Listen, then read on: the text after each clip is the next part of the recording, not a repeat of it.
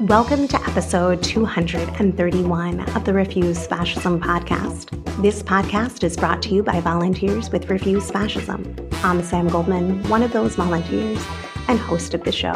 Refuse Fascism exposes, analyzes, and stands against the very real danger and threat of fascism coming to power in the United States. And today we have a special episode for you, as is our show's tradition. In our last episode of 2024, we're sharing highlights from insights of guests over this past year to help us prepare for the fight ahead. How do we need to be prepared going into 2025? Trump and the Republic fascists want you to be paralyzed in your fear and isolation. They thrive with the freedom we give them when there are no watching eyes, when we turn away and tune out. Trump and the Republic fascists advance their program when those who could thwart their cruel plans are too exhausted and too disoriented to fight back. They want you to believe they are all powerful and that you are powerless. But like with most things, they are lying their asses off. We find our power together, not by finding a way to get by or accommodate to the new horrific normal, but by together paving a path for mass nonviolent non-cooperation, mass nonviolent disobedience. No, it won't be without risk or sacrifice, but it will be worth putting skin in the game to wrench the future from their hands. Refuse Fascism leads people to understand and resist Trump MAGA fascism. We unite with people from diverse perspectives to stop the second Trump regime from consolidating power and carrying out great atrocities. Through our podcast and other public programs, we, as I said before, expose and analyze the threat we face, promote efforts to defend people targeted by the fascists, and most essentially, challenge and inspire the non-fascist majority, yes, majority, of people living in this country to break out of the deadly confines of politics as usual and engage in determined, defiant collective action to defeat American fascism. After his first term and a failed coup to overturn the results of the 2020 election, Trump has amassed an even more vicious, organized, and determined force of fascist strategists. He is going into office with immunity in advance from the highest court in the land, the Supreme Court. The Republic Fascist Party has purged all dissenting voices within its own ranks and vows retribution against anyone who has opposed it. It is moving quickly to remake all of society and government based on violent, revenge-fueled white supremacy, male supremacy, and patriarchal oppression of LGBTQ people. And America First xenophobia. 77 million people voted for this.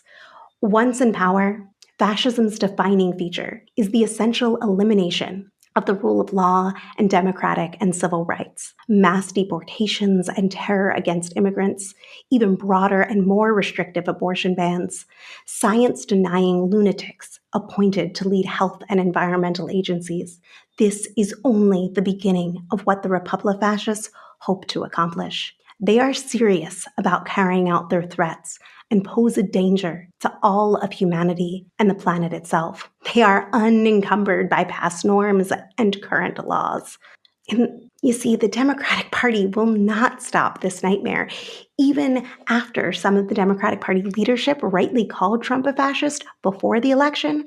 Now they tell you to accept his fascism in the name of quote-unquote democracy. Fuck no. There can be no reconciliation with fascism except on the terms of the fascists. Fascism must be resolutely opposed. Everyone with a heart must be serious about defeating Trump MAGA fascism through a sustained mass movement of collective resistance, refusal, and disruption, creating a political situation that prevents Trump from governing and implementing his fascist program. We pledge and challenge all decent people to raise and act on the slogan, In the name of humanity, we refuse to accept a fascist America. In the seriously destabilized society we are in, you need people and community that ground you, that help you make sense of what's happening, why it's happening, and ground you in your agency, in a positive vision that stands in stark contrast to the hatred and bigotry of the MAGA fascists. That's the community that you are a part of with us each week. Each week, for 4 years and counting, you've been able to count on our volunteer podcast team.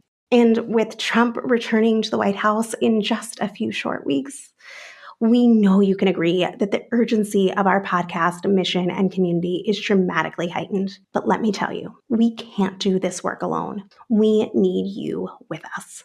There are so many ways you can be with us by building the audience, by rating and reviewing on Apple Podcast or your listening platform of choice, or sharing the show with friends, family, or on your socials. You can be with us by sharing your questions, ideas, thoughts, or volunteering by commenting on our episodes on Spotify or YouTube, replying to our posts on social media, or DMing us, or sending us an email. You can reach me at SamanthaGoldman@refusefascism.org. And yes, you can be with us, and we hope you will be with us through giving your financial support, joining our Patreon community to support the show each month for as little as $2 a month. You can do so at patreon.com/refusefascism, or by making a one-time end-of-year gift by visiting refusefascism.org and hitting the donate button. Whether it's unpacking the implications of immunity in advance from the Supreme Court, tackling Trump's fascist revengers cabinet, exposing the Democratic Party's enabling and accommodation, or defending the rights of people under attack, we're here to speak the truth boldly and empower you to act on it. The podcast inspires efforts to confront and defeat the threat, emphasizing that what we face is not a preordained reality happening to us, but a process that all of us are part of, and that together we can change. But to keep this work going and growing, we need your involvement. Had we had this podcast earlier during the Trump-Pence regime, I think our unity and understanding would have been strengthened, and we might be in a different place. We are entering this scary time, Trump returning to the White House and the fascists holding all levers of federal power and at least half the states in the nation, with a tool we didn't have before, a vehicle for both fierce unity and fierce struggle, this podcast. Every donation, no matter the size, and yes, every review you write, makes a difference in building the understanding and mass action we need now. Now is the time to defy, disobey, disrupt.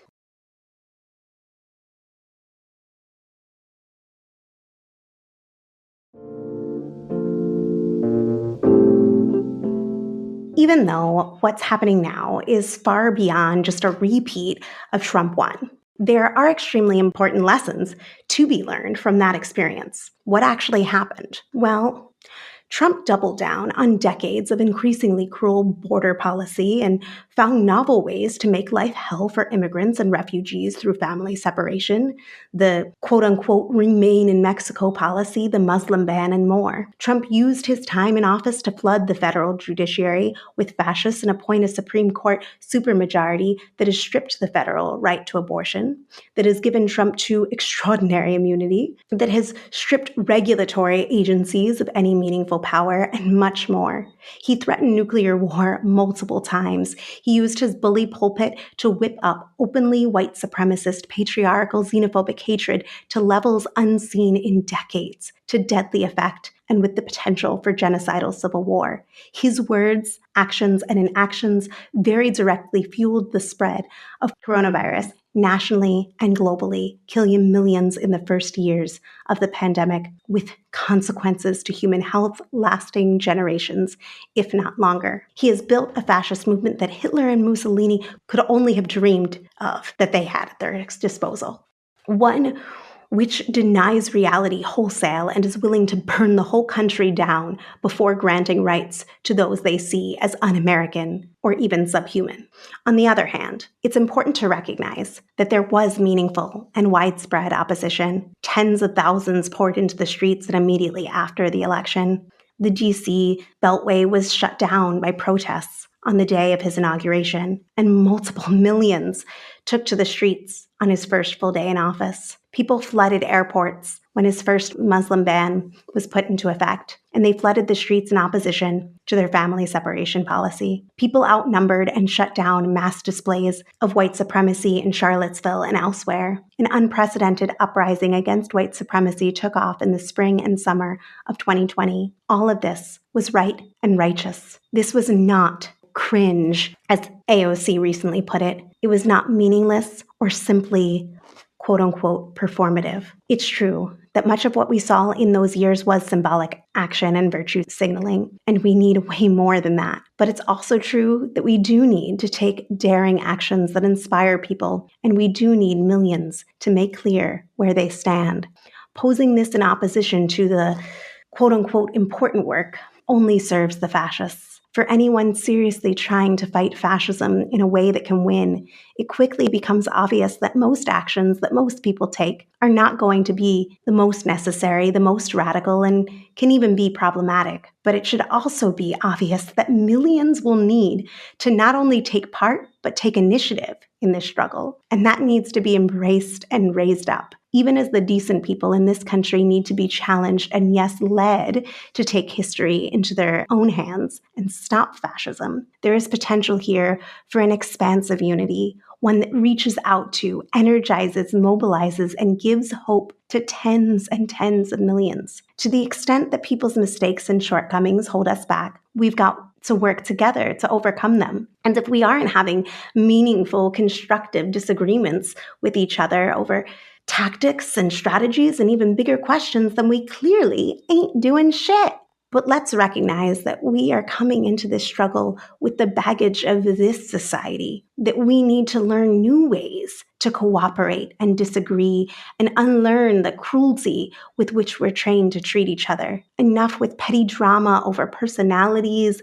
Movements for justice cannot succeed looking like celebrity gossip columns and the stage drama of the Real Housewives of reality TV. Enough with the volunteer counter-pro using serious or even petty differences to derail and wreck meaningful action. We need to be willing to get serious with each other, have hard conversations in private and in public, work together with people we disagree with, except the fucking fascists, and have each other's backs, even as we struggle over the way forward. The fact that the regime ran roughshod over much of people's resistance during Trump's first 4 years does not mean that it was not valuable. Just imagine what they could have done if this visible collective opposition didn't take place. But many of those who sought to lead you into the political dead ends then are now trying to revise this history to suit their purposes, in large part dismissing the power of collective political action outside the deadly constraints of politics as usual. That voting is the be-all, end-all, the only way that you can make change. Instead of rewriting history, let's look at the important lessons that people need to take from this experience. First and foremost, it was not enough. There are 350 million people in this country. We know that a solid majority of those people do not want Trump's future. Yet, the great majority stood on the sidelines for the entirety of those 4 years. It's not simply a numbers game, but research has suggested that about 3.5% of a population has to be engaged in ongoing opposition to overthrow a hated regime.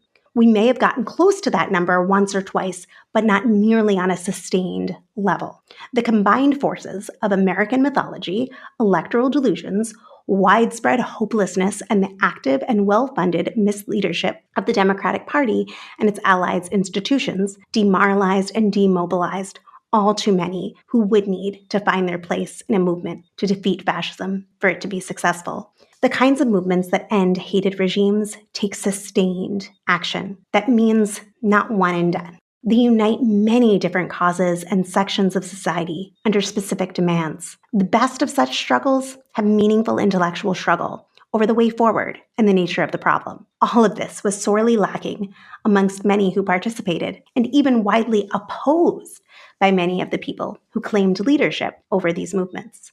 In the face of Trump's cruel and brutal future, we are experiencing a shifting political landscape. It is challenging in these times to hold fast to core values that may have seemed universal just 10 years ago, that women are full human beings, that science is real, that racism is wrong, etc. But I'm sorry to say that simply holding on to those beliefs will not cut it. We don't need to, shouldn't want to, and more fundamentally, we can't just go back to how things were.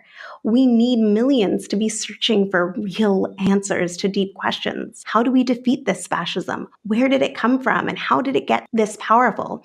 How did tens of millions of Americans vote for this? What kind of country and system enable this? What kind of beliefs and principles and standards do we have to internalize and fight for to make a future, a better future for humanity? The power of the people does not come from begging, from appealing to the better angels of our rulers.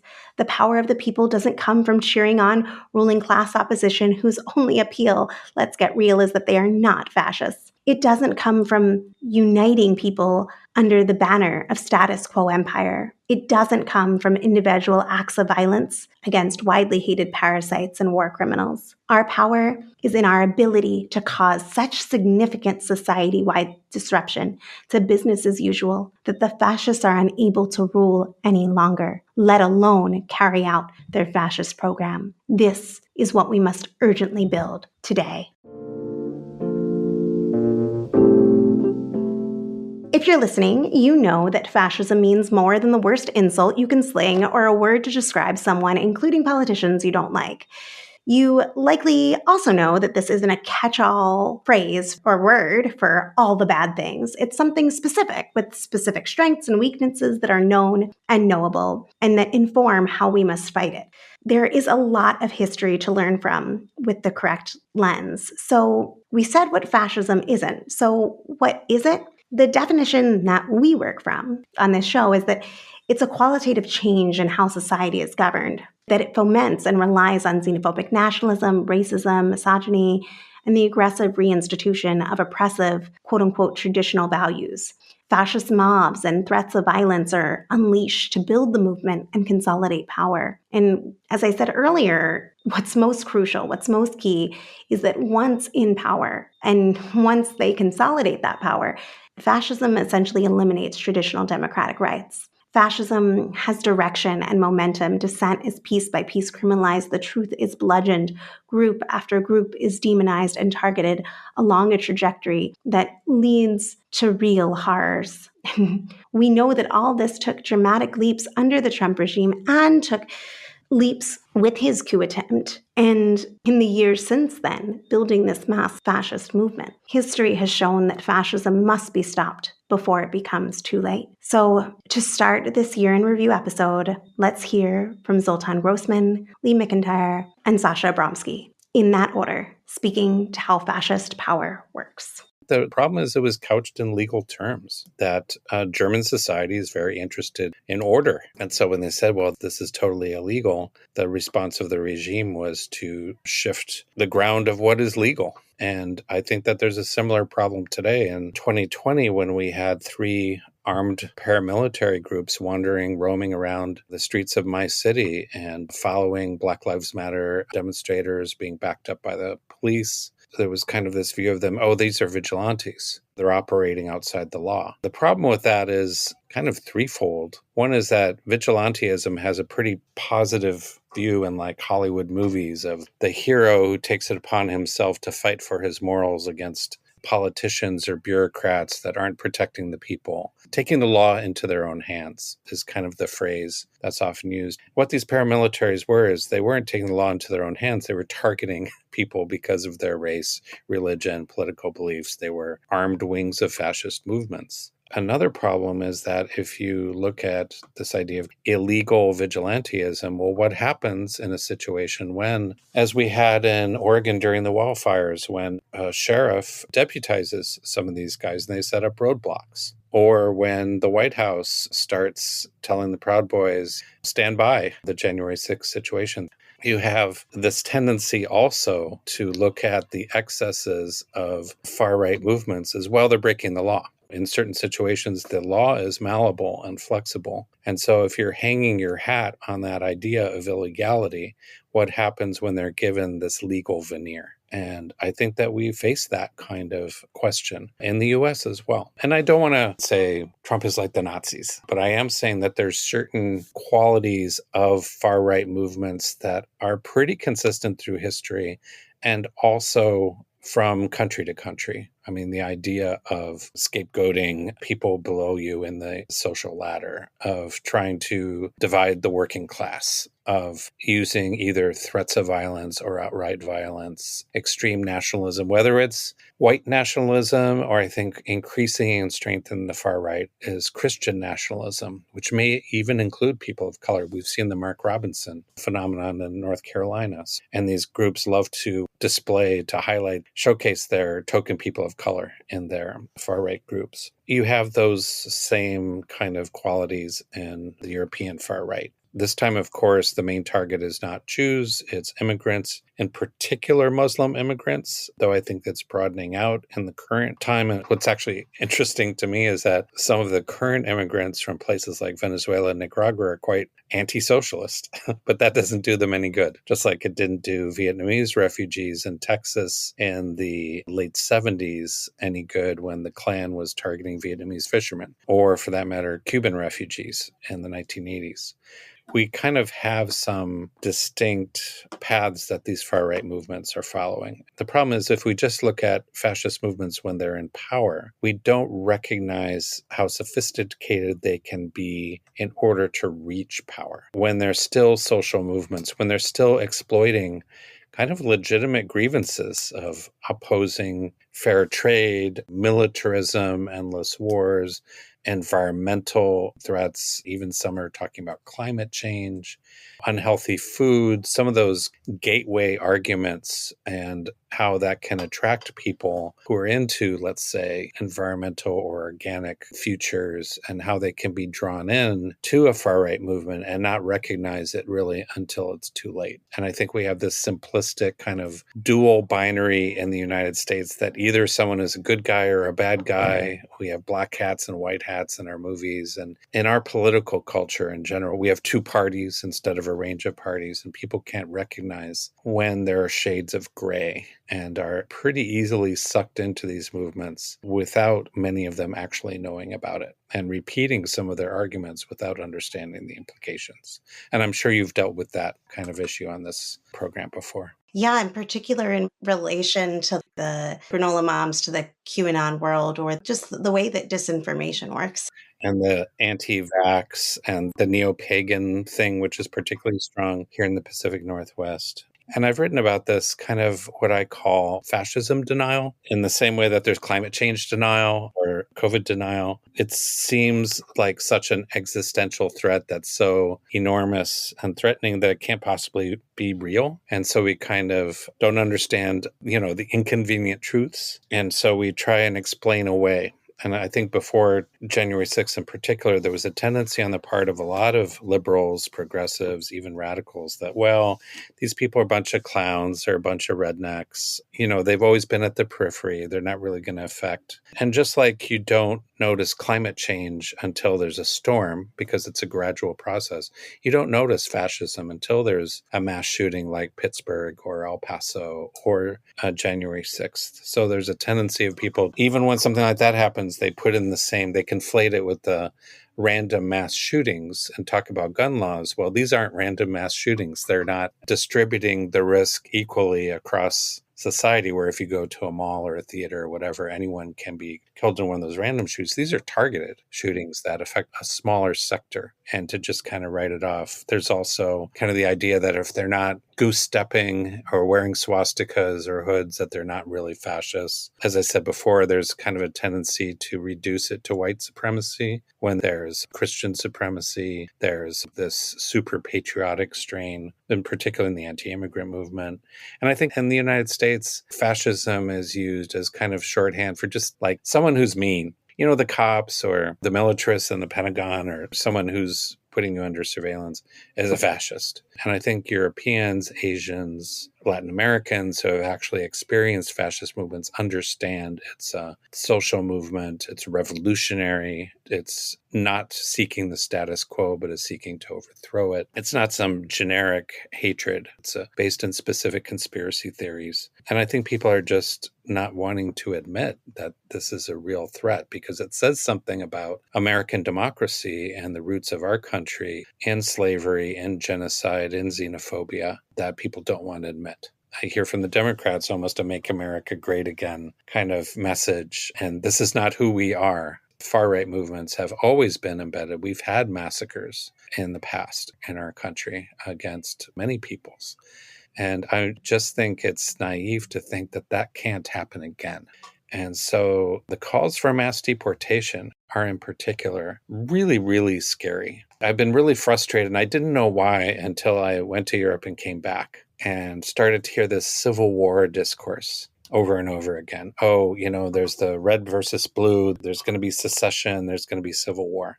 I couldn't put my finger on it, why it bugged me so much to hear that.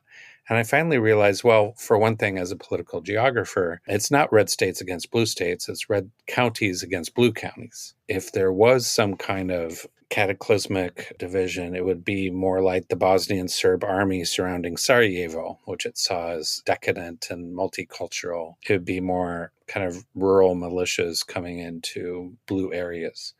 But I just don't think there can be a civil war in the United States because one side has all the guns and they use them. There's been well over 100 people killed by the far right in the United States, only a tiny fraction by the left. The left, if it does get militant, it tends to target property and not people.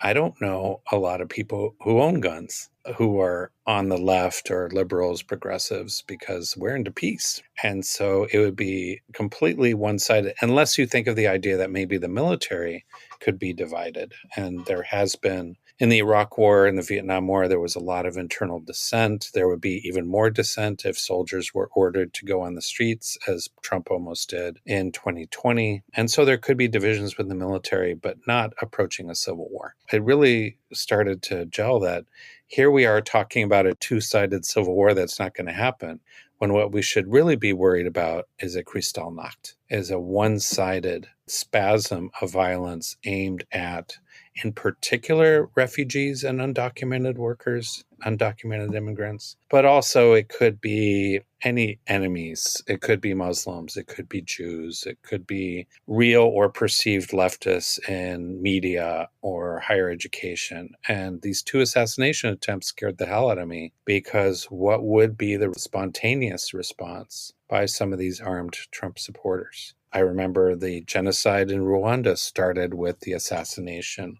of the presidents of Rwanda and Burundi. That was the signal to the Hutu militias to begin that process. I don't think it's inconceivable that this drive towards mass deportation could trigger something like that, only because mass deportation of 11 million undocumented immigrants, plus how many numbers of refugees like the Haitians and Venezuelans who are here legally, how could that possibly be done? The law enforcement, the police don't have the personnel to do it. It would be difficult to order the military because of dissent. That would probably happen within the military. If you have 43% people of color in the military, including many immigrants, how do you actually do this? The answer, I think, came in the debate. You begin to stoke fear and hatred, and so you create the conditions for a Kristallnacht, for some kind of national pogrom. I don't want to sound the alarm about something like that, but I just don't see anything right now standing in the way. You don't see significant pushback from the Harris campaign. Even when he said that, people were more laughing at him rather than taking this idea seriously. How we got here is really important, because disinformation is used by people who want something. So misinformation is an accident. It's when somebody believes something false, but it's a mistake. But disinformation is a lie. It's when somebody wants something and they intentionally are putting it out there in the world, not only to get somebody to believe a falsehood, but to polarize them around a factual issue so that they can begin to distrust and even to hate people who don't also believe the same falsehood. One way that we arrive in this situation, just the facile way to describe it is, well, people don't believe facts or people have lost trust. But the really important question there is, why don't they believe facts? Why have they lost trust? And the answer is because somebody doesn't want them to believe those facts. Somebody wants them to distrust the people on the other side. That's the goal of the disinformer. And this is something that authoritarians and autocrats and fascists discovered a long time ago. If you can control the information source, you can control the population. So this is a very dangerous time because I think that a lot of people, including some very savvy journalists, misunderstand what we're up against. And they keep talking about this as if it were a natural disaster. Using the word misinformation, I think, is to pretend that this is a hurricane and we don't know where it came from. And of course, it's dangerous, but put your head down and we'll try to get through it. This is not a hurricane. This is something that is more akin to warfare. And it's created by people on purpose to get what they want. That last part, the metaphor you were using, was really, really helpful in clarifying. And as you were talking about why we got here, how it serves those who wish to spread lies, right now I can't help but think the first thing that comes to mind is this quote unquote great replacement theory garbage, or the rhetoric that you hear around immigrants and the invasion, all that kind of straight up disinformation. But we also see it in, and you've written a lot about it affecting the public health or science spaces, where it has equally as lethal implications as lying about whole sections of people. I wanted to ask you specifically when it comes to the MAGA era that we're in, the Trump era that we're in. Well, disinformation isn't new. Is there a way in which the terrain around truth and falsehoods has been transformed by Trump and the MAGA movement, or the MAGA leaders? I want to clarify that. You're right, it's not new. This playbook goes back at least 70 years, if not thousands of years, back to the first conspiracy theories. And it's important to realize that Trump is following a playbook that was really invented by the modern science deniers. This goes back to something that Naomi Oreskes and Eric Conway talked about in their wonderful book, Merchants of Doubt, where they showed that the earliest science deniers in the modern era were the tobacco companies because they had something to lose. They wanted people to continue to smoke cigarettes. And there was this study that was going to be published in the 1950s, which showed that cigarette smoking was linked to lung cancer. And they couldn't have that. They wanted to fight it. They wanted to do something about it. And so they hired a public relations expert who told them to fight the science, which they did through public relations, not through science. If they'd had the evidence, they would have shown it, but they didn't. So they fought it through public relations. That blueprint turned out to be the blueprint for the next 70 years of science denial about climate change, about vaccines, et cetera. There were some cognitive scientists who studied this and determined, in fact, that there are 5 steps that every science denier follows. Just very quickly, they cherry pick evidence, they believe in conspiracy theories, they rely on fake experts, they engage in illogical reasoning, and they think that science has to be perfect in order to be credible. So it's actually fairly easy to locate a science denier because they fulfill all those 5 steps. What I notice in the very modern era, that is the era since Trump, he follows that same blueprint. So here I was as a philosopher of science studying science denial, flat earth, vaccine denial. And then I noticed, son of a gun, he's doing the same thing. He's creating denial in the exact same way that the climate deniers did, the same way that the tobacco companies did. And why? Because it worked. It's really easy to sneer and to laugh at that because it is ridiculous. But does it work? Yes, the tobacco companies sold cigarettes for the next 40 years until they were busted with a $200 billion fine and then went ahead anyway. Has it worked for climate denial? Yes, it has. And so I think that Trump picked that up, that blueprint, and said, this doesn't just work for science. This works for anything. Any facts that I want, I can deny and create a bunch of dupes who will believe it. And then I've got a team of people who will believe anything that I say. What do you think is missed when we leave out these local stories? I think what's missed is the texture of how this plays out on the ground. So it's one thing to say, all right, Donald Trump is using a kind of fascist oratory. If you'd said that 9 or 10 years ago, you were quite far out on the sort of extreme of the political spectrum. But after 4 years of Trump and then 4 more years of Trump trying to rehabilitate himself, we see it fairly commonplace now that people across the spectrum look at this and say, well, you know what, this is tinged with fascism. This isn't some abstract thing.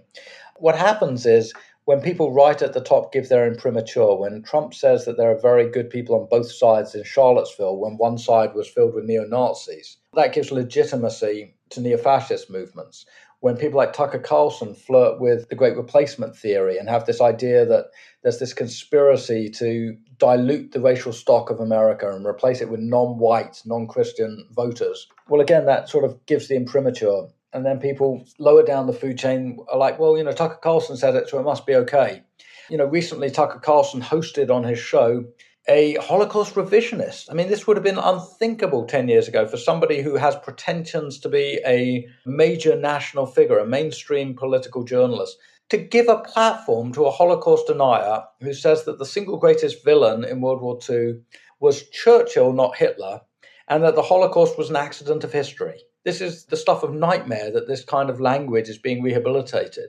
The fact that there are now neo-Nazi movements springing up, they're not huge movements, but the fact that the neo-Nazi organizations can now field people at demonstrations. You've been seeing in these rallies that have been going on around the country, far-right rallies, you know, the unthinkable truth is that there is now a neo-Nazi presence at some of these rallies. Now, that's not to say everyone who turned up on January 6th was a neo-Nazi. They weren't. There were people from a variety of different backgrounds with a variety of different political motives who turned up. But the very fact that there are some people using Nazi iconography and using the swastika in their politics and talking in the language of Adolf Hitler, this is shocking. And this could not have happened without that lurch rightward that Trump accelerated. Some of the signaling, even in last night's debate, the talking about small towns and the quote unquote invasions and the dehumanizing, grotesque language, straight up disinformation, but not just disinformation that is neutral, but deadly. The debate last night was flat out fascism. This ranting and raving about immigrants eating pets. Well, you know, there's no evidence of that. This is just literally a blood libel theory. This is one spewing of racial bile after the next, after the next, after the next. It was completely extraordinary to watch a mainstream political candidate saying the kind of things that Donald Trump said yesterday. Obviously, that plays out locally when you have these rumors at a local level and then, you know, given the imprimatur of approval. It's not that different from England last month when there was this rumor that it was an undocumented immigrant who had killed 3 young girls. Well, it turned out it wasn't an undocumented immigrant, it was someone else. But meanwhile, these mobs had started attacking asylum centers around the country, and the mobs were accelerated by Elon Musk replatforming on X various extremist individuals and groups so that they could have their say, and then reposting, using his enormous reach, reposting some of the more inflammatory racist taunts. This kind of thing carries huge consequences, and it percolates down from the top and it impacts localities. I'll say one more thing about the debate. It was completely remarkable that Donald Trump would use as a character reference in the debate Hungary's leader, Viktor Orban. Well, for goodness sake, Viktor Orban is a pariah leader in Europe because he flirts with fascist leadership. He has what he calls an illiberal democracy, which is in all but name a dictatorship. The very fact that Donald Trump would think it was a good idea to use Viktor Orban as a character reference, my word, I mean, why not just take it one step further and actually find a genuine neo-Nazi and use him as a character reference? It was complete insanity. One commonality between all fascisms are that they always root themselves in the nation they seek to transform. We are dealing with a uniquely American form, born and bred from American history, American mythology, and the American system of democracy. Trump is coming to power through the normal workings of American politics. His movement is based on celebrating America's vilest history and violently reasserting its most deeply held prejudices. And yet, we are often told that the only way to resist fascism, to fight against it, is by doubling down on many of those very same traditions. We must ask,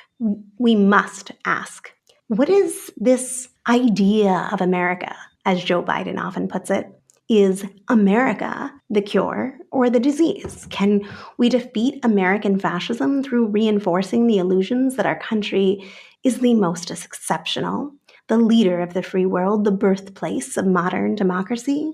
Can those illusions survive this fight? Should they?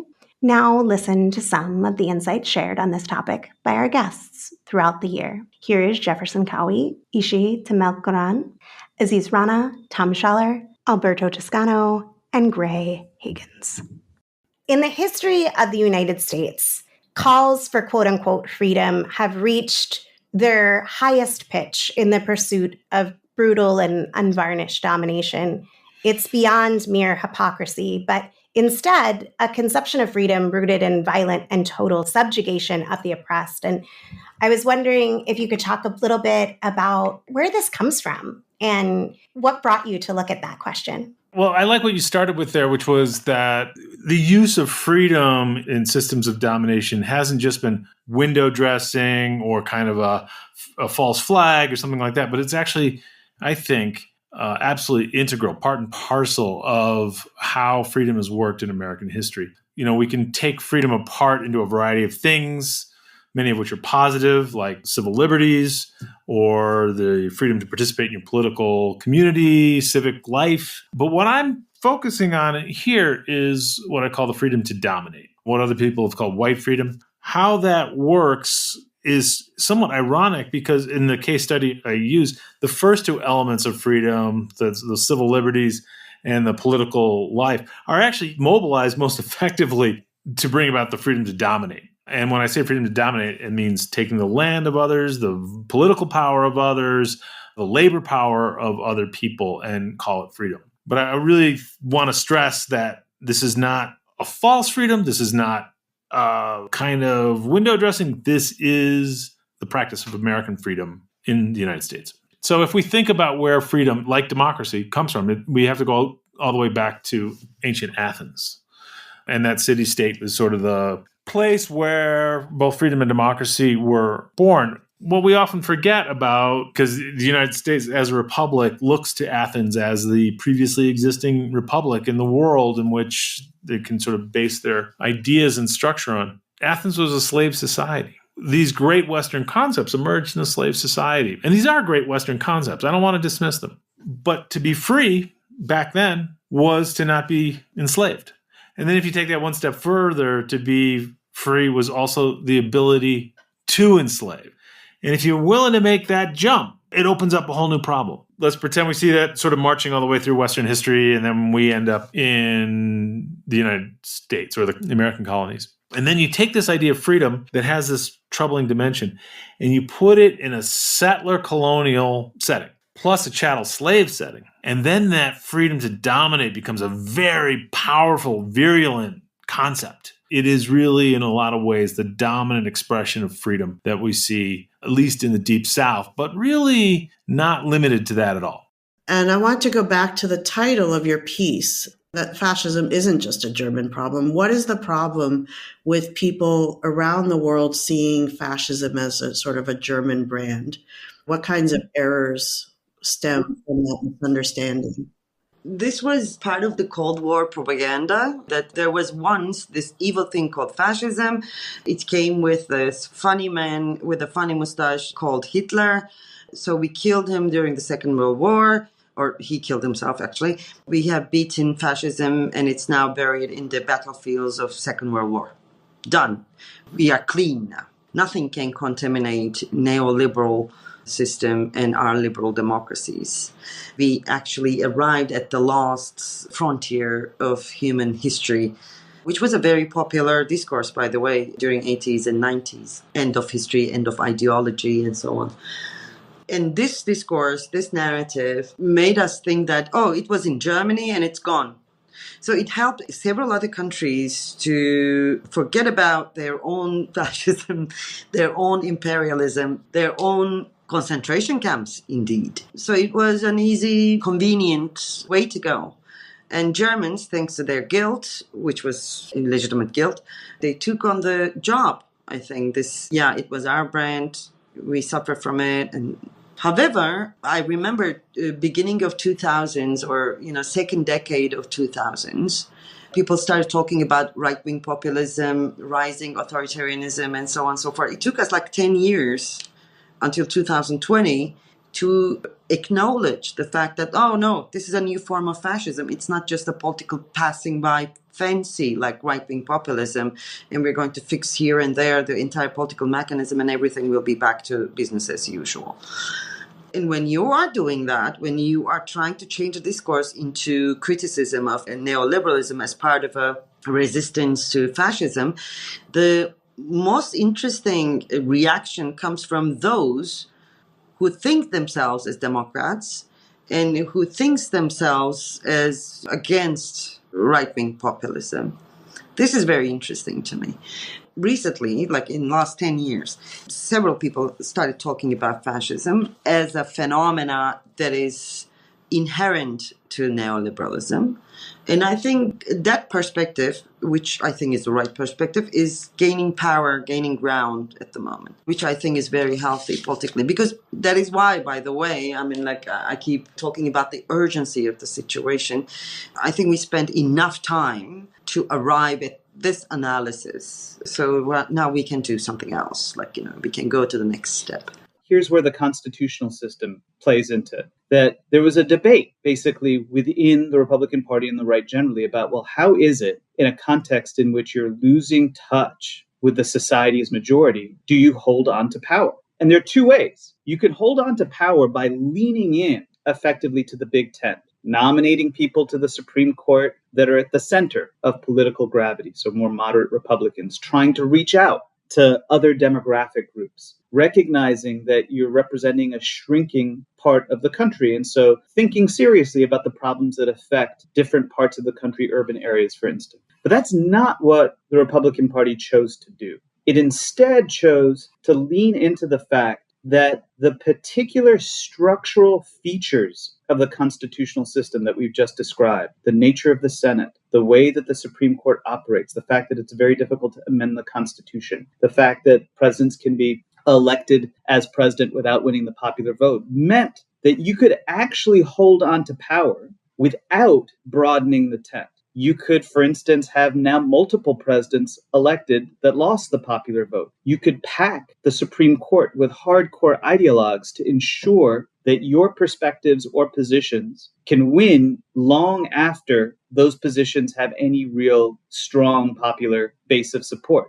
And all of this, I think, gets expressed by the fact that now you have a supermajority on the Supreme Court of Republicans, 6 nominees, despite the fact that many of those were nominated by presidents that lost the popular vote and that are very clearly ideological extremists within the context of the broad range of American legal and political perspectives. And so when a case like abortion comes back to the fore, it's a case where you have the party and the court understand itself really as attempting to lock in perspectives that might not be able to win politically.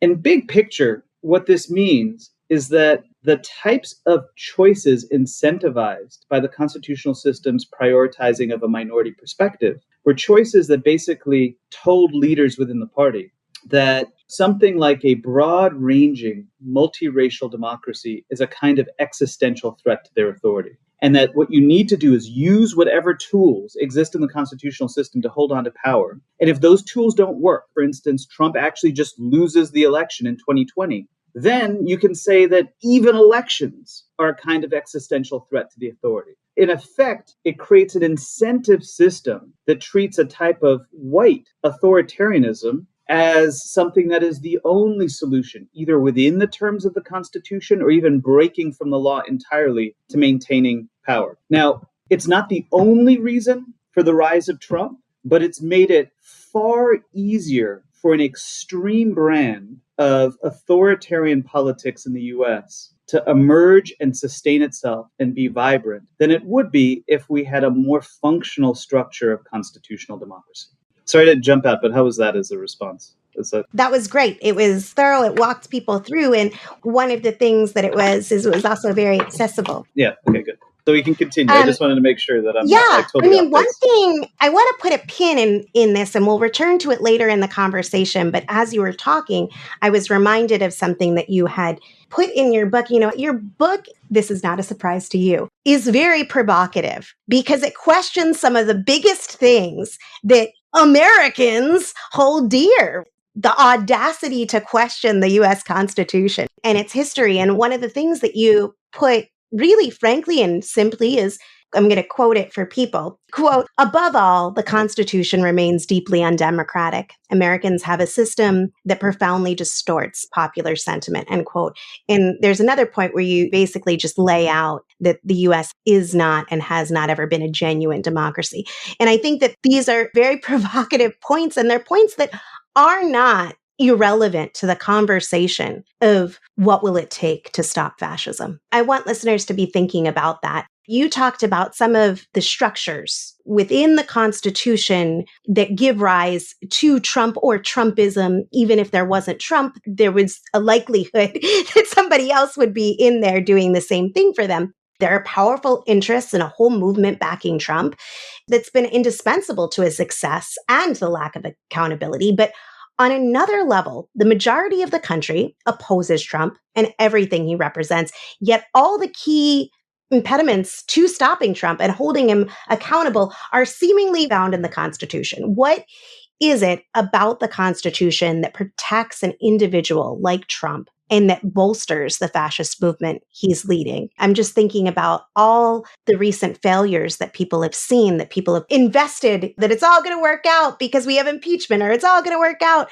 because we're going to get him off the ballot with this measure. It's all going to work out because the Supreme Court won't uphold this harebrained theory, or whatever people are telling themselves, that it's all found in the Constitution, and why none of these attempts to accountability using the Constitution have been successful. One of the things that's happened with the U.S. federal constitution over the course of the 20th century is that Americans approach their constitution in a way that's actually quite different than how many countries around the world do. So there's certainly some countries that have really deep venerative attachments to their text. So South Africa's post-apartheid constitution is an example of a real cultural commitment to a constitutional project. But a lot of times countries just treat their constitutions as systems of government. In the US, the Constitution has become very closely tied to a story we tell ourselves about the national project. And that's really what a lot of my book focuses on, that the Constitution is the thing that weaves together all of these disparate ideological commitments that are part of what we just understand to be America. Project of universal equality, a vision of civil liberties, a commitment to market capitalism, even if you have some set of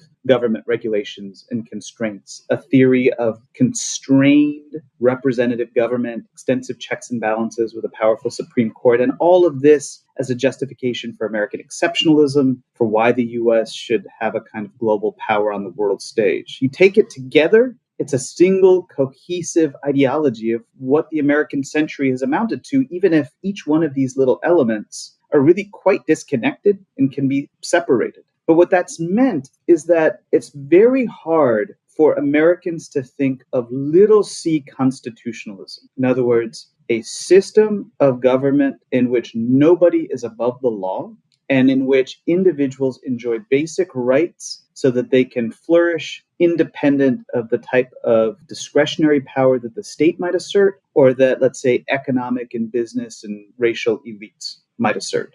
That this small c vision of constitutionalism, and there are many ways you can do this, have effectively been funneled into a single big C of our federal constitution. And the thought is that unless you just hold firm to exactly what this system is like, you can't have any method of the rule of law. And it's why I think for many people, that are left of center, and I include myself here, that there's real tension whenever kind of Trump is out there. Because on the one hand, there's this recognition we wouldn't have Trump at all if it weren't for the Constitution that effectively put him into power. It's the Constitution that's also promoting this defection from democracy that we're seeing on the right. But there's the worry that if you start criticizing the Constitution, then what tools do you have to constrain him? And so there's this continual turn to the hope that there might be some silver bullet in the text that will produce an off-ramp. And we started seeing this, frankly, as soon as Trump got elected. There are all of these potentially like wonderful devices that are written into the text. There's the possibility of impeachment if you engage in really serious crimes that should be something that is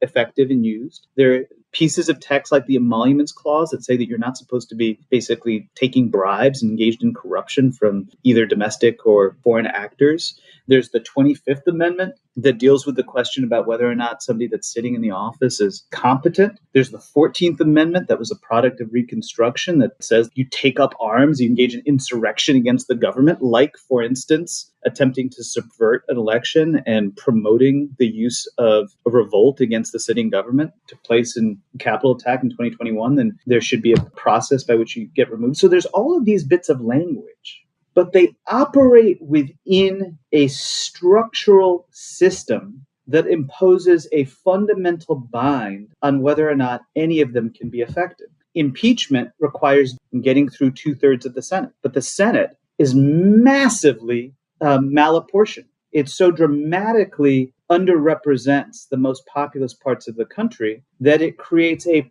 permanent veto for the right over using that as a mechanism. So any kind of impeachment process dies there. Emoluments clause. You might want to be able to sue Trump for acts of corruption, but it has to go back through the federal courts. And guess who runs the federal courts? Because you have a president that didn't win the popular vote that was still able to nominate and confirm 3 justices to the Supreme Court. Since 1968, Democrats have only been able to nominate and confirm a total of 5 justices to the Supreme Court. There has not been a Democratic president nominate and confirm as Chief Justice of the Supreme Court somebody since 1946. So the federal courts are basically packed with folks that are ideologically committed to the right. And so you can't expect the courts then to be able to serve as a basis for navigating the emoluments clause, the nature of the 14th Amendment, Section 3, that deals with removing people from running for office if they engage in insurrection. Effectively, there's this language in the text that folks want to hold on to because they're wary of giving up of the project of constitutionalism writ large, totally understandably. And they feel like, well, there are these tools there. But any effort to actually effectively use that text is checkmated by the structure of decision-making that's built into the system. And then I think a lot of left of center folks think, well, wait a second. It was through constitutional change that we got so many of the great things of the mid-20th century, from the Brown versus Board of Education, getting rid of separate but equal, to the Civil Rights Act and the Voting Rights Act, so that Congress was a tool for actually passing important landmark bits of legislation. But our moment is so fundamentally different than the world of the mid-20th century that that kind of analogy back ends up being a type of almost like empty nostalgia for a country that's past, where we're still stuck with the structural devices that have these like profound impediments that they impose on our ability to address things today. There's a lot of mythology about rural America, the real America, if you will. I was wondering if you wanted to say anything about the evidence points that you rely on in this book to debunk some of those myths. And as part of that, if you want to say what you think are the biggest myths that need that debunking. We very clearly have stated that this myth that some Americans are more real than others is starting point, debunking that myth and removing it from our public discourse. It's a very dangerous myth. And if it was the reverse, if we were somehow saying that rural Americans were less real than people who live in cities and suburbs, there would be fury and outrage, much like the fury and outrage that we've gotten in response to this book for daring to even criticize rural white America. But if we were running around in our book, which we do not, and saying they're hayseeds and morons and dupes and rubes and hillbillies and rednecks, and they're somehow lesser than, we would be rightly and roundly criticized for that. We don't say those things. When you say some Americans are more real than other Americans, it implies that other people are lesser than, even if you don't state it and aver it outwardly. And that needs to stop. And the funny thing about this is that two of our prominent critics who have a very fantastic book, The Rural Voter, Nicholas Jacobs and Daniel Shea at Colby College, we respect them and we respect their work. Even in their own book, in their poll, they found that 80% of rural Americans, when asked where you find the real America, they identify rural places and spaces as the place where the real America exists. But 66% of people in the suburbs and cities agree. It's such a deeply pervasive and frankly offensive myth that it's inculcated into the minds of people who aren't from rural America.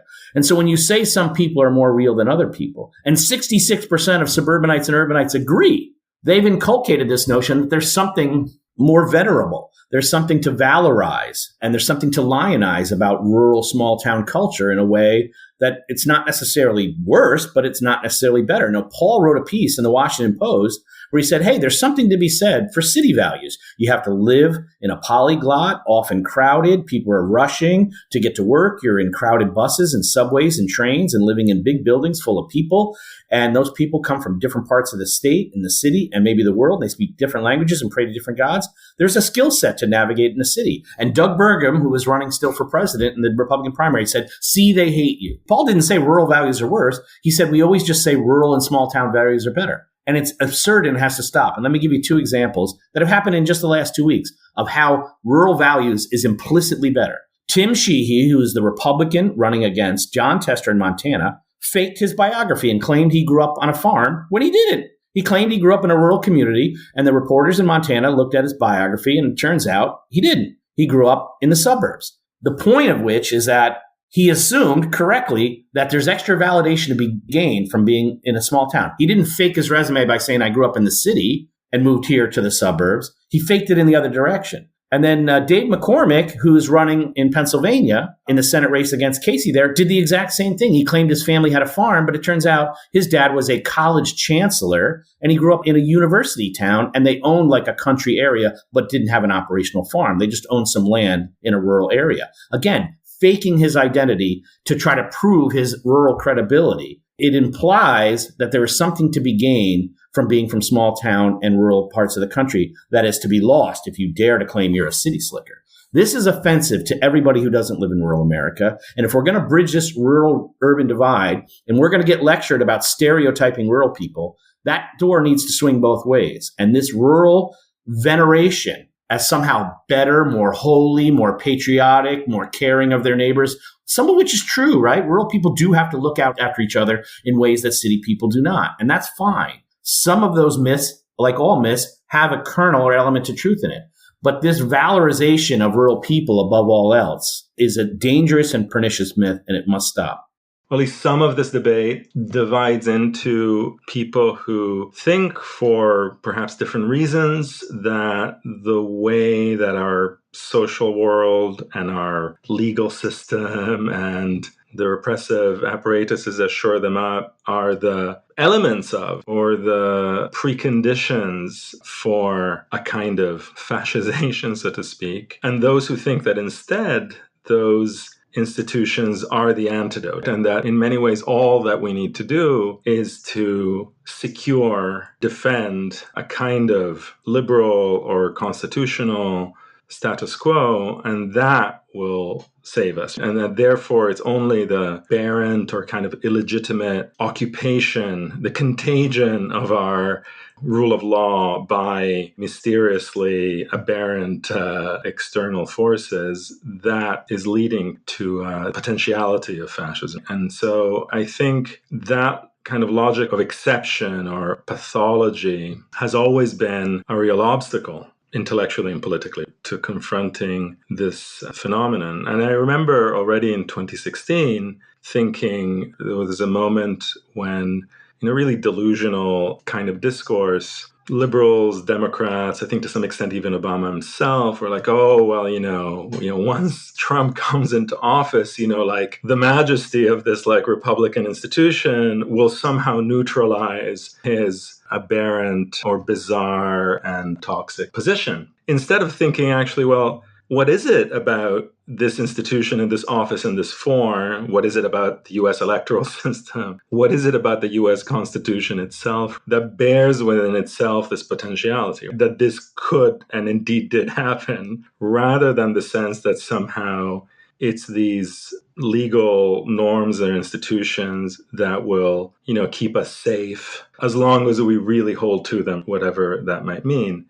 And that's where also you have this massive strategic asymmetry, at least in the United States, between so-called liberals and then kind of increasingly far-right Republican Party with its whole galaxy of institutions and think tanks and militias, citizens associations and whatever, is that one side, in fact, I think as far as the legal and administrative structure of the US state goes, that the ones who are really ideologically deluded are liberals, because the other side actually thinks of this as like a machine that can be employed and turned and twisted and transformed, or they might go on and on about, originalism or whatever. Nevertheless, in their practice, they're immensely canny in playing with this and in not having any illusions about the benevolent or even the kind of homogeneous content of these institutions. Whilst I think it's in many ways it's on the liberal side that you have this intense kind of ideological fabulation where, there's something wonderful about the Constitution or something hallowed about the presidency, et cetera, et cetera. That, I think, is also one of the things that one sees play out in the United States. And that's what also has allowed these very long-term strategies on the right that have proved extremely successful and extremely damaging to social and civil liberties in general, whether it's the 50-year campaign successful to undermine Roe v. Wade or everything that's happening at state legislatures and all of that, they're very happy to play very dirty and to know that they're doing it. And in many ways have a much more salutary kind of cynical relationship to the legal and constitutional structure than so-called liberals. And I think that's made a big difference to the general trajectory that the US state and polity has taken, and what's allowed, in fact, for a remarkable consolidation of very far-right agendas which now rule in much of the United States. There's something very peculiar to me about the almost solely presidential focus of this at times, because much of the United States is already under forms of rule that are extremely authoritarian and discriminatory for vast swathes of the population, and where the apparatuses of law and policing, etc., don't have anything to envy Orban's Hungary or whatever. But somehow the idea is like, oh, well, everything hinges on the presidency, which I'm not saying it's not extremely significant. But I also just think there seems to be an insufficient attention to that capillary, localized, kind of molecular way in which these processes have been taking place for a long time. In many ways, we're always there. It's another kind of liberal illusion that we're kind of entering into this situation in some kind of tabula rasa scenario. It's like all of a sudden, all these white supremacists and misogynists are coming in. It's like, actually, they've been ruling much of the United States forever, right?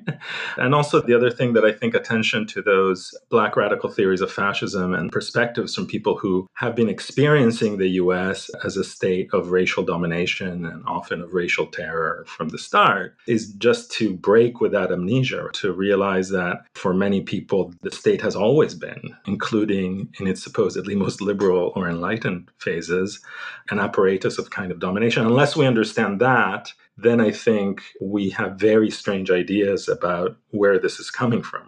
Both where it's coming from and therefore what the solution is and what we do about it and what the texture of your opposition is. I think it is very hard to reconcile for many of us that the United States of America is an imperial power and that we are at the seat of a global empire. That so much of what we're most afraid of kind of happening here, we've already enacted on much of the rest of the globe. And that the state of Israel, and particularly even now, this kind of especially right-wing movement that is led by Netanyahu and other folks, is in the interest of the United States of America. And I think for many folks, kind of it is both a the short-sightedness of anti-Semitism, the short-sightedness of believing in the American mythology that we are the leaders of democracy in the world and we're out here trying to build safety and prosperity the world over, and having to look straight in the face that President Biden, for nearly the entirety of my lifetime and much of his political career, has clearly stated the state of Israel did not exist. The United States of America would need to create one for the interest and benefit of the United States of America.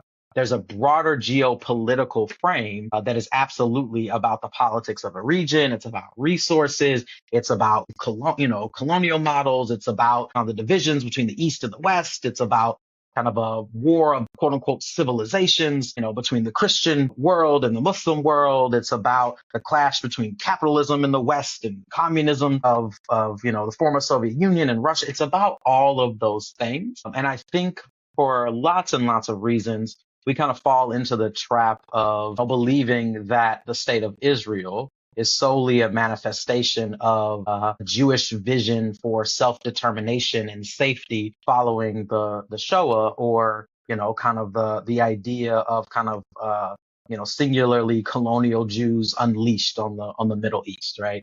And not that those things are also not parts of the story, but in the United States of America right now, when there are more dues-paying members of Christians United for Israel than there are Jews in the United States of America, any imagination that whatever your politics around the state of Israel and Palestinian liberation may be, that if you are not taking into account like those realities and how power moves, and the way I see so many movement folks kind of zero in on like AIPAC as a part of this story, not because AIPAC does not have power and not because AIPAC is not invested in this, but because they are by far not the most critically invested folks in this, right?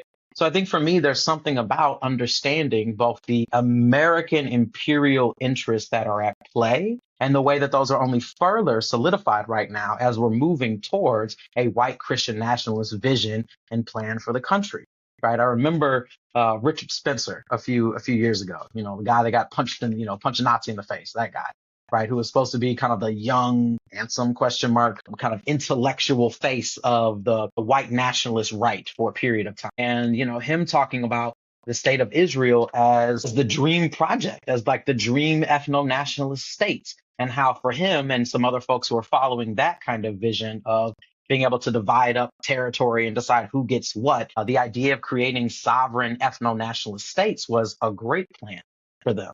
And now we've moved into so much of the kind of Christian right and the Christian nationalist movement becoming center stage of the American right project right now, that also sees, again, as I mentioned at the top of this call, this kind of supersessionist theology that says they are the true inheritors of the covenants and they are the true Jews of the Bible, and firmly believe, John Hagee, the head of Christians United for Israel, firmly believes that Jews need to return and repatriate the land of Israel so that we trigger the end times, die in a mass set of fires and other hell and brimstone so that Jesus returns. And that those are folks who are being named as allies to American Jews because of an investment in associating anti-Zionism and anti-Semitism. And that is not to say anti-Zionist spaces and anti-Zionist politics and rhetoric absolutely can be anti-Semitic.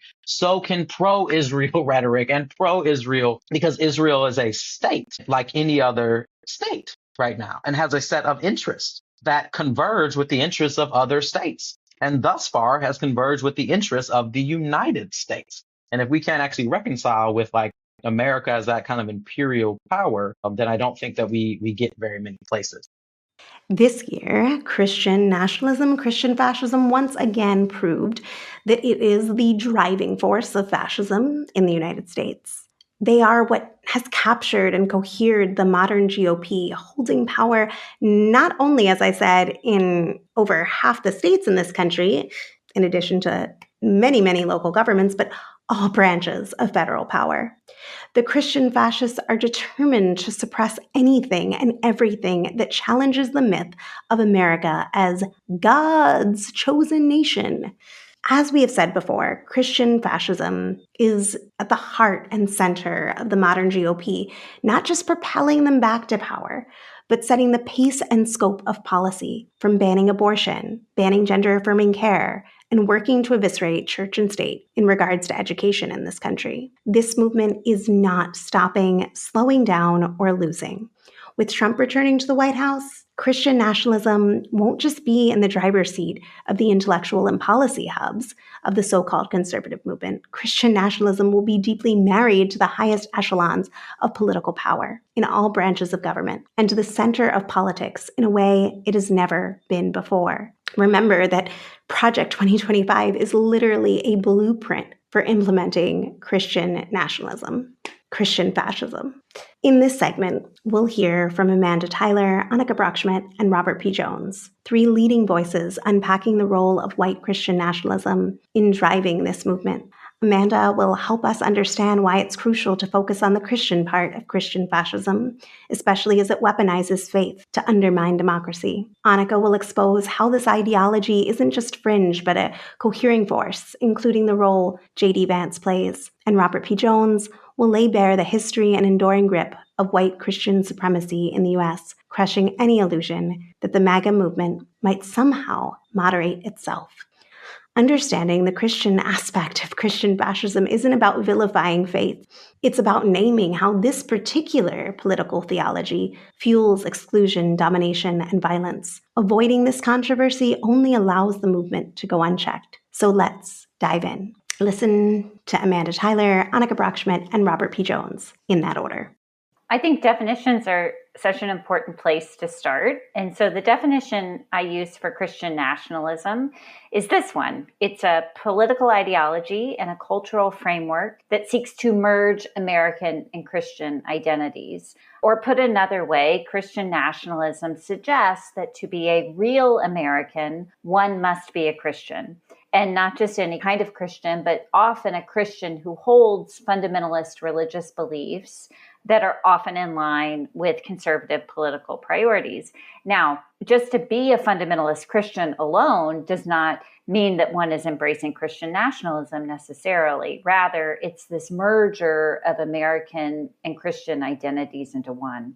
It also heavily relies on this mythological founding of the country as a quote-unquote Christian nation, not in a majority or demographic sense, but rather this mythological narrative that America was founded by Christians in order to privilege Christianity in law and policy. And I say it's a myth because it really contradicts the history and the constitutional text in which the United States and the framers of the Constitution rejected the establishment of religion in favor of a system where we would have the institutional separation of church and state, where the government would remain neutral when it comes to religion, and where one's belonging in American society would not depend on one's religion or how one worshiped, or even if one were religious at all.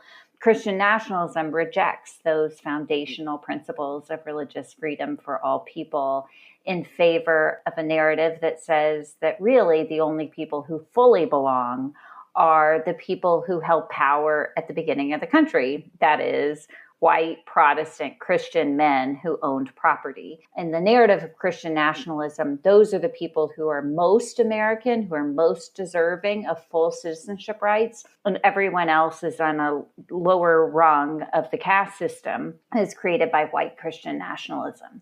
And it is important to note that in the American context in particular, Christian nationalism has so many overlaps with white supremacy and racial subjugation. And that's because the Christian in Christian nationalism is less about a given theology or religion and more about this ethno-national identity of whiteness.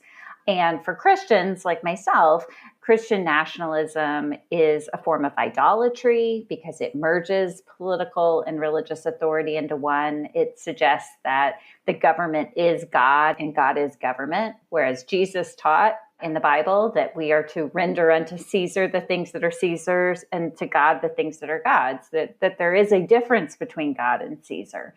And Christian nationalism also is a gross distortion of the teachings of Jesus, of the central message of Christianity, which is showing love for God through love of neighbor. Christian nationalism is rather about a false idol of power, that it's power at all costs that we are to pursue, and it does not comport with a reading of the Gospels that focuses on love of neighbor.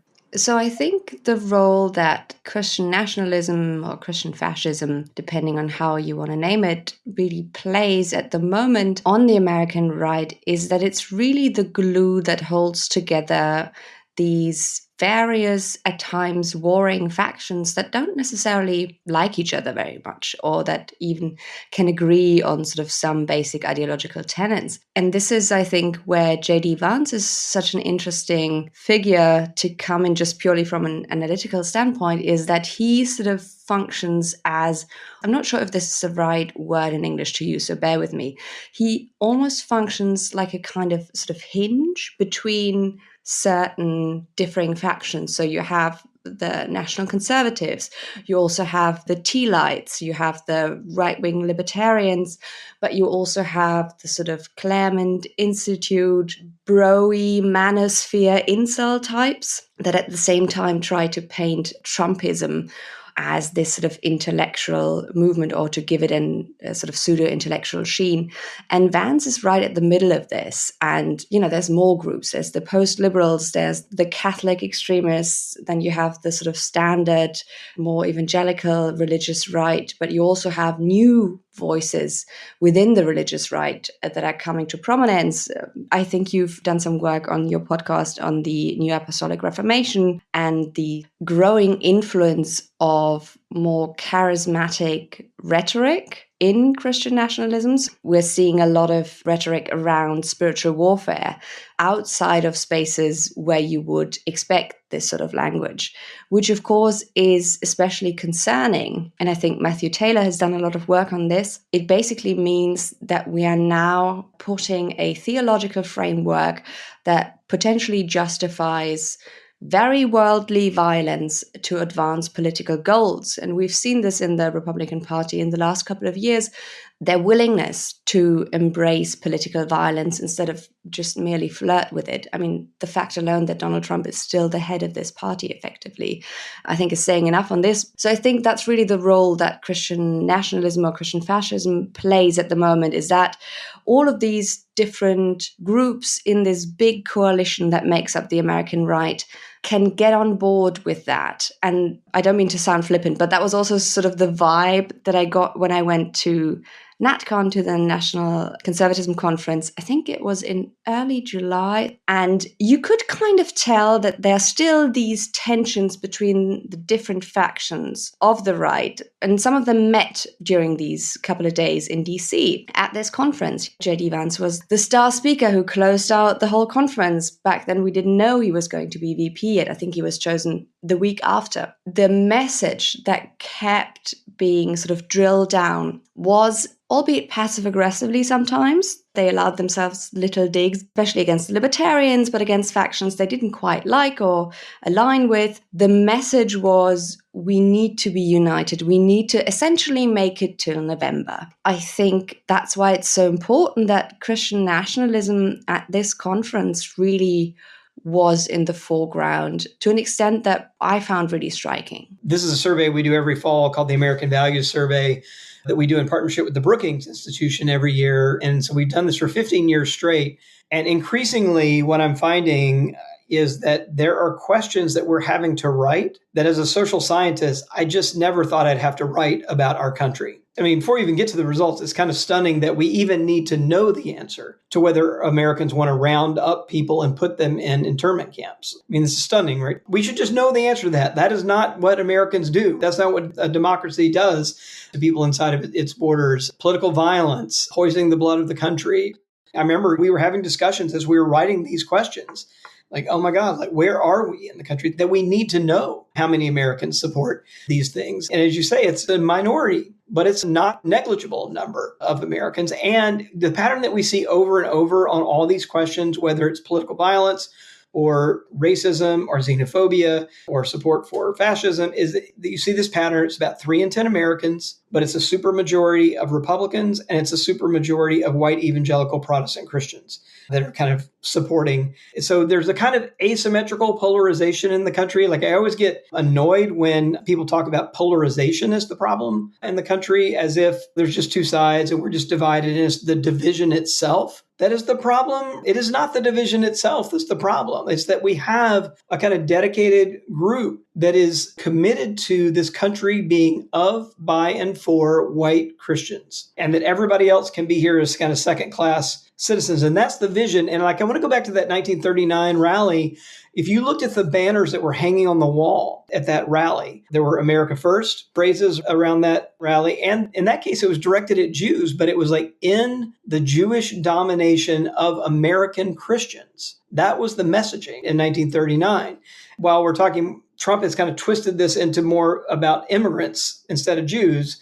What is he protecting? It is this vision of a kind of white Christian country that's being protected across all these questions. And so this is where we are. The challenge is that because we only have 2 political parties in this country, that view that's really about a third of the country has found a megaphone by taking over one of our 2 political parties. And that gives it a very outsized voice in the country. If there's any silver lining here, it is that it's not 50% of the country that believes these things, but it has taken over the apparatus of one of our 2 political parties, which gives it inordinate, power. And their social base is much more organized and vocal and passionate. Unfortunately, it's a negative polarization in that way because they're all in. And those who I would say are people of conscience, the decent people, in many ways keep it quiet. Sometimes I think to avoid any larger confrontation or thinking that it will de-escalate that way. But we've seen, in my opinion, that they're not going to stop unless they are stopped. For a good section of them, they believe that they're doing God's work with this. And if you believe that you are on a godly mission and this is the final battle, what wouldn't you do? So I think that creates a different sense of obligation, I guess. I think that's right. And that is the other thing that's wrapped up in this is this view of Christian nationalism. Is that same pattern. 3 in 10 Americans are qualified as Christian nationalism adherents or sympathizers. And it is that view that God has granted these lands to be a kind of promised land for European Christians. Like that's the view. If you really do believe that the creator of everything that is in the universe has granted these lands for your exclusive use, then the ends justify the means assumes a very powerful appeal. And the means become kind of immaterial, really, if the ends are dictated by God at the end of the day. So I think that's why this is really dangerous. And it's just so antithetical to the kind of humility that democracy required. We could all be passionate about our beliefs and think we're right, and we can argue and we can make the case for it. But at the end of the day, in a functioning democracy, we've all got to be willing to believe that we might just be wrong about something, even if we, by our best lights, we think we're not. But you lose that completely when you kind of think that God is on your side and that it's just a kind of divinely ordained mandate. So it's just fundamentally dangerous, I think, from the get-go.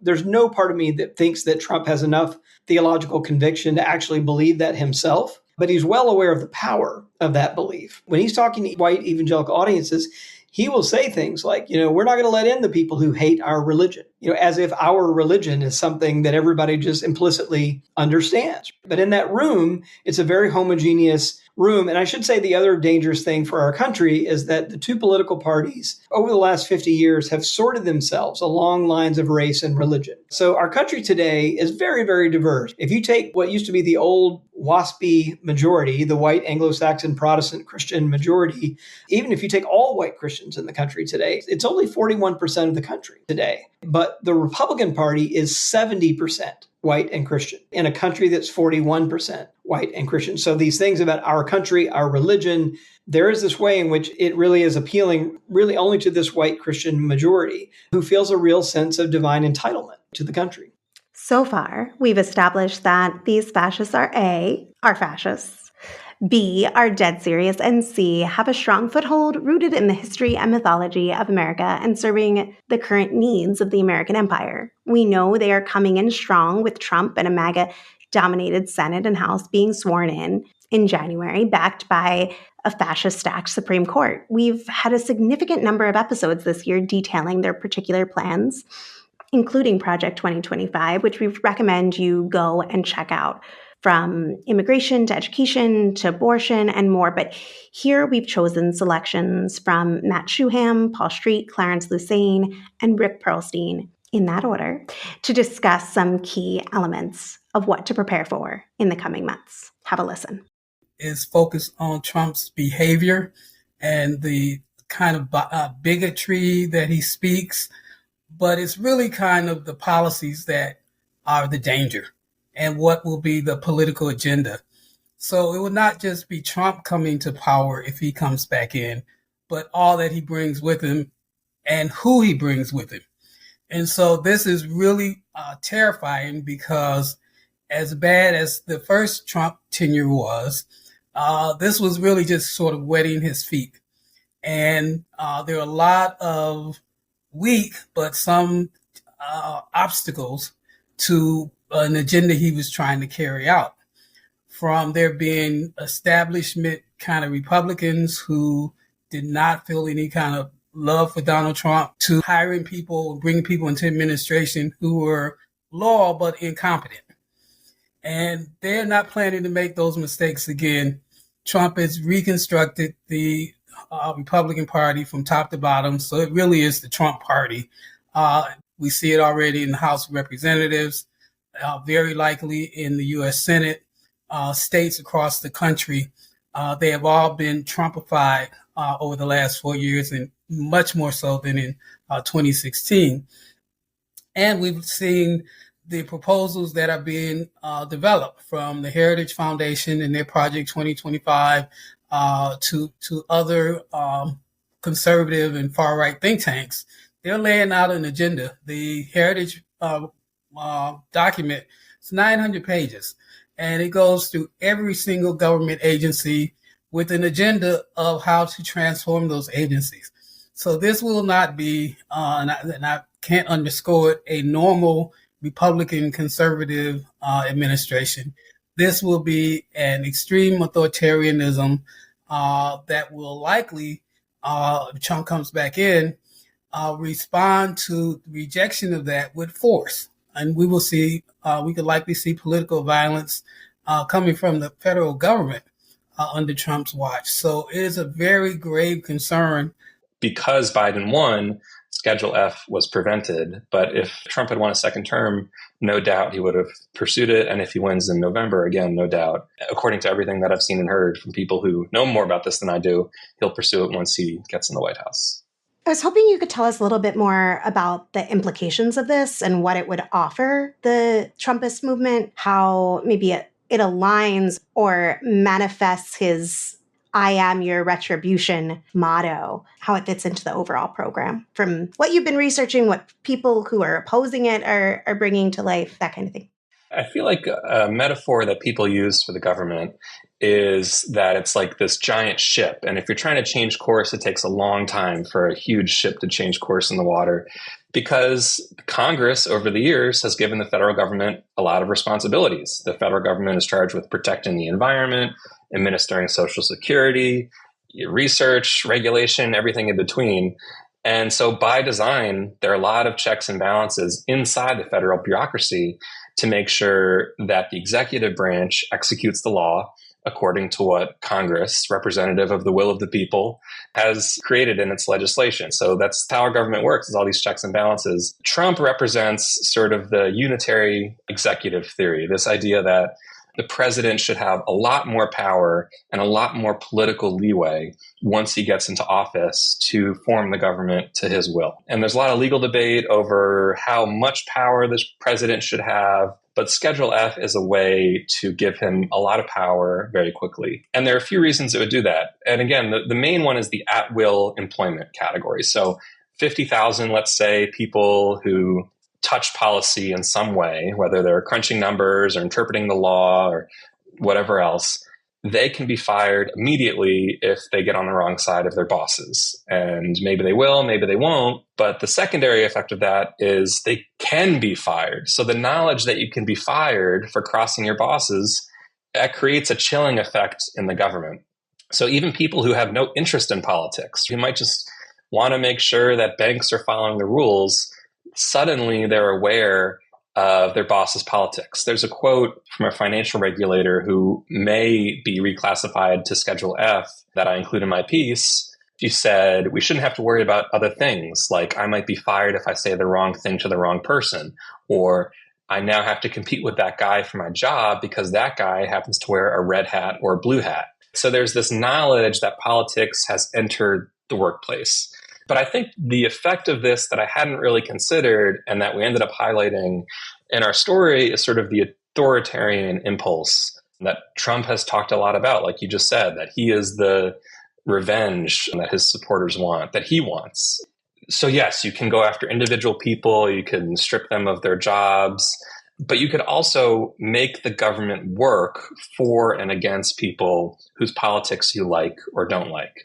That's where this sort of authoritarian impulse comes in. There's a quote from Donald Moynihan. He was a professor of public policy at Georgetown, and he's spoken a lot about Schedule F. Not all of this made it into the piece, but he told me if you look at authoritarian countries, there's a pattern of going after the civil service, going after the administrative apparatus, because that is sort of the skeleton key for the executive at the top of a government having his way much easier, is sort of those middlemen that actually regulate and execute policy. And that's who this would affect.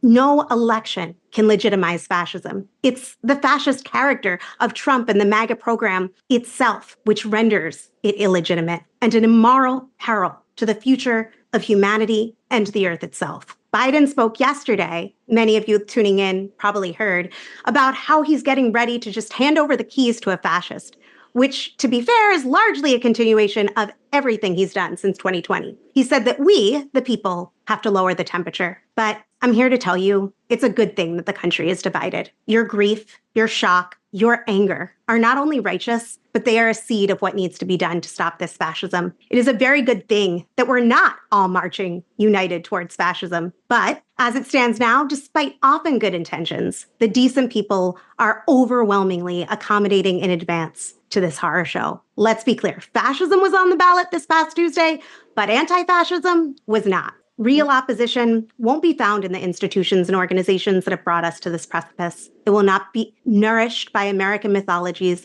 that serve this empire, whether those myths are expressed as yearning for an illusory past or fighting for the supposed greatest democracy the world's ever seen. Real opposition will not suddenly appear out of thin air from ignoring or papering over this threat, but it can and must urgently be fought for outside those institutions and by breaking with those delusions. That's why I've spoken to around 200 experts and activists over the course of 234 episodes of the Refuse Fascism podcast. And that's why we're here today with Andy and Paul to discuss what the fuck just happened, why, and what's needed now from people of conscience.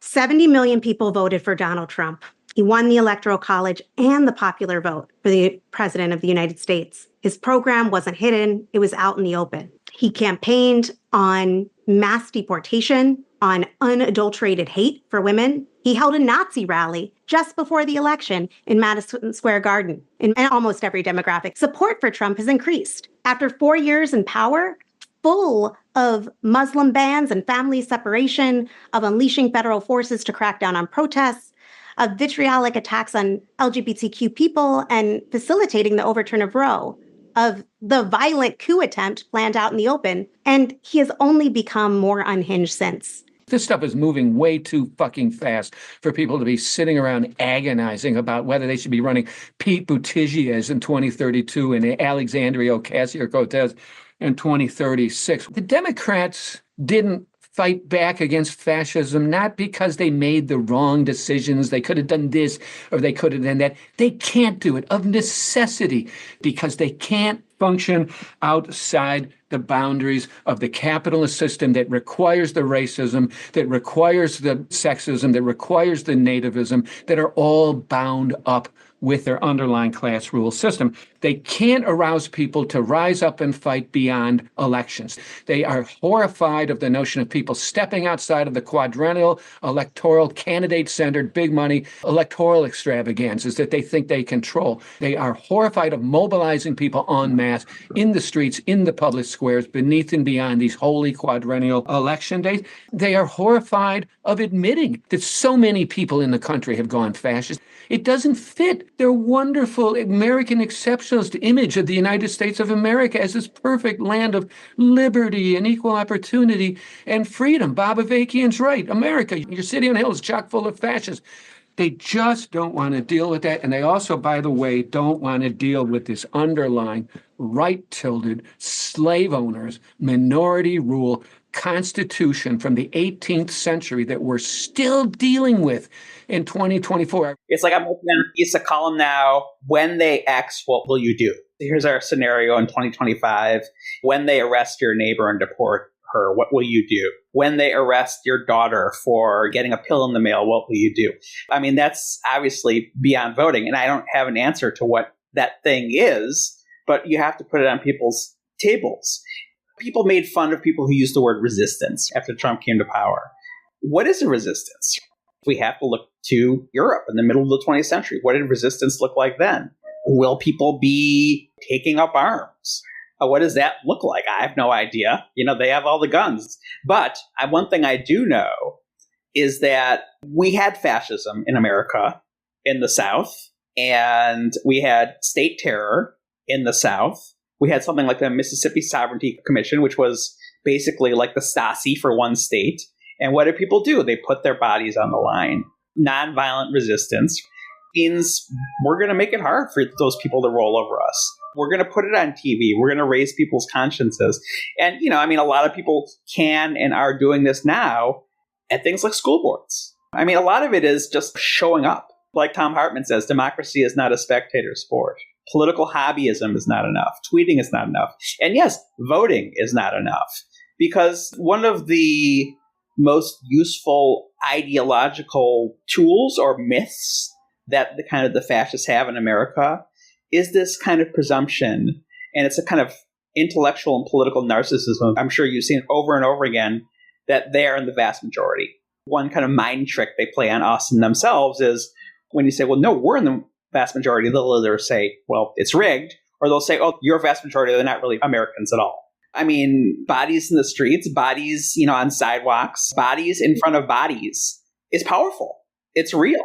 And that requires leadership. And many of us will have to step up as leaders, trusted people who our neighbors respect, and say, look, we're standing up. Thanks for listening to Refuse Fascism. And if you found this episode helpful, we hope that you will share it with others, rate and review on Apple Podcasts or your favorite listening platform. Big thanks to all our patrons who help make this show happen. We seriously could not do this without you, and we hope you'll become a patron today if you aren't already. Whether you can give $2 or $25 a month, it makes a profound difference in producing and promoting this independent, weekly, all-volunteer podcast. We, it's clear, have no sponsors and count on you. Join today at patreon.com/refusefascism or by visiting refusefascism.org. Hit the donate button and click recurring to make your gift monthly. And if you aren't able to give monthly because we live in uncertain times, totally get it. Consider the difference it would make to get this podcast into thousands more ears and gift as much as you can today over at refusefascism.org, hitting that donate button, or by making a purchase at our shop or getting a Refuse Fascism t-shirt or sweatshirt, hoodie. It makes a difference in spreading the show and spreading the imperative. So thanks for your support. See the show notes for how to make those purchases. And thanks to Richie Marini, Lena Thorne, and Mark Tinkelman for helping produce this episode and all the episodes of 2024. Thanks to incredible volunteers, we have transcripts available for each show, so be sure to visit refusefascism.org and sign up to get them in your inbox each week. We'll be back next Sunday in 2025. Until then, In the name of humanity, we refuse to accept a fascist America.